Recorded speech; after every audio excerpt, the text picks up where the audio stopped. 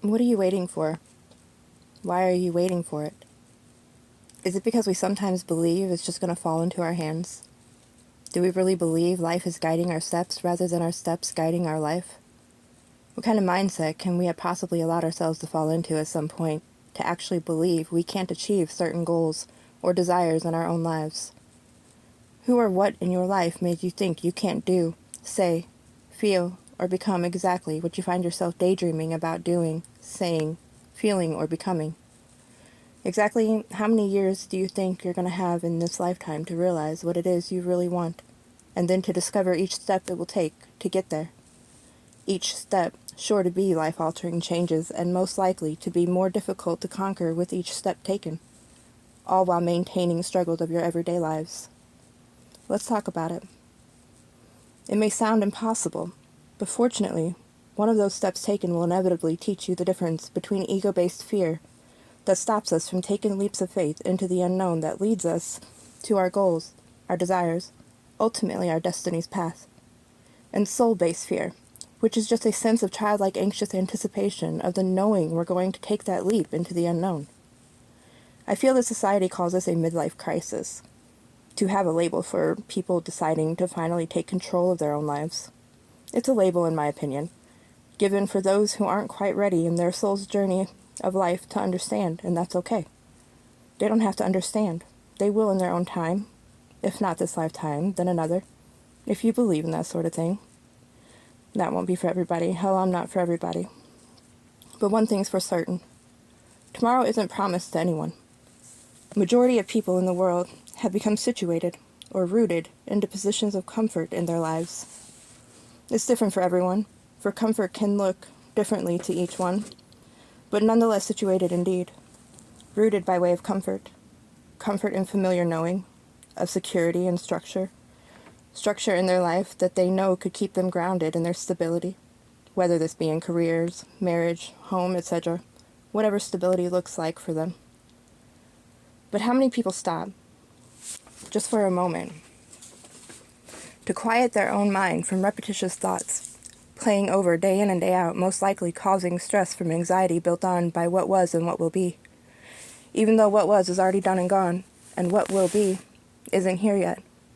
Therefore they miss out on the now, where we move accordingly to the lessons we should have learned from the what was, and the knowledge gained from said lessons to make better choices in our steps taken in the now for the what will be.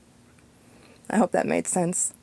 Some might want to listen a couple times before dismissing these words as misunderstandings, if you feel called to. If not, that's perfectly okay. I'm used to being misunderstood by few, but appreciated by many for these same words. Anyway, like I was saying, take a moment, when time permits, to just stay silent. Quiet your thoughts that run consistently. Relax all tension throughout your body and breathe deeply a few times and allow yourself to hear your inner guidance. Your inner self. I'm not talking about your everyday fast-moving thoughts based around the mindset of the ego.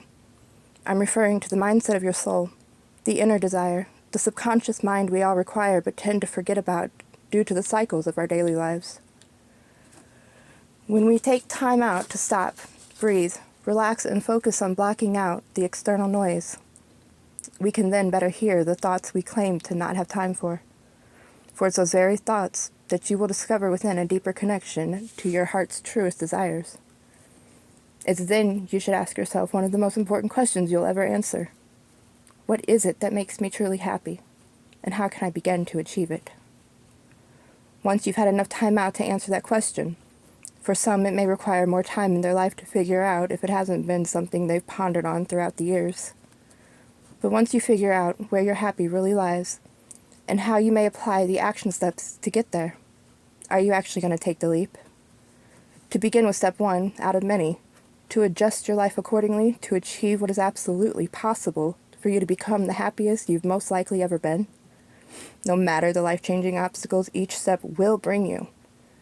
Because you only live once in this lifetime, and trust me, time waits for no one. Take a second to look ahead 12 months to imagine where you're going to be. Then realize today is either day one, or it could continue to be maybe one day. That's up to you, and only you. Those who mind don't matter, and those who matter won't mind. Let nothing and no one dictate what your happy should look like. Those are the lost souls who should heed the same advice and take a look within to soul search in order to find their own happy and focus on their own path. We're not here to judge how others choose to live their life, but to acknowledge we are most definitely being judged by a much higher power who is willing to guide our every step if we were to focus on our own journeys and help others in theirs as we grow. Imagine the world if we all could, as individuals, heed the same advice. I'll leave that there, though. Thanks to those who listened to the end. I appreciate everyone. I hope I helped at least someone view a particular perspective in a healthier way for their soul's growth in this wild ride we call life. Final friendly tip: just do it. Inspired by Nike, of course. Till next time, love and light to all, and remember, always, faith over fear. Peace, friends.